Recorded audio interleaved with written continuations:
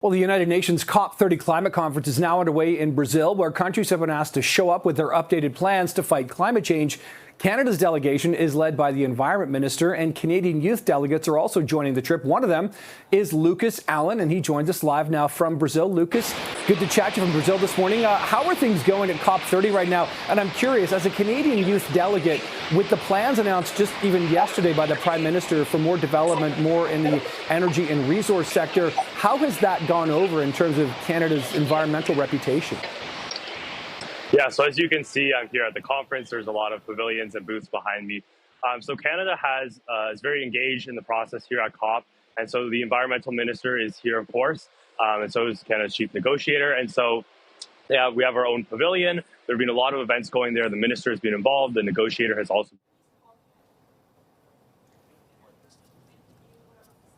and meet the goals that have been set in the Paris Agreement. Right. From the Paris Agreement, though, in terms of Canada's sort of newfound, this new Liberal government's sort of focus perhaps on more resource intensive, projects, et cetera, has that been discussed? Has anybody been talking about what Canada is doing now vis-a-vis the last decade? Yeah, so Canada is really looking forward, especially to meet their 2035 goals. And so that's something that they've been talking about at the conference. And especially all the countries are looking to submit all their goals from the Paris Agreement, which are called NDCs. And so at that point, there will be a much better idea of where exactly the world is headed. And so Canada is looking to become more sustainable and decarbonize the industry as well.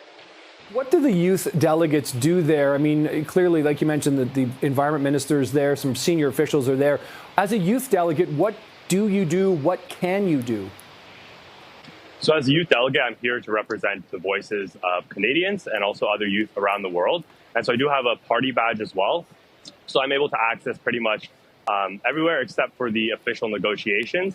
And I'm also speaking at a youth pavilion in around 20 minutes. So I'm engaged in all those different areas. And I'm just, other than that, I'm attending different events and seeing what's going on. And you can see around here, this is what it's like at the conference as well. It looks incredibly active. There's no doubt about that, Lucas. I understand also that there have been a couple of protests or disruptions to the proceedings that they've been unfolding. Can you tell us a bit about what the protests have been about and what's actually happened beyond that?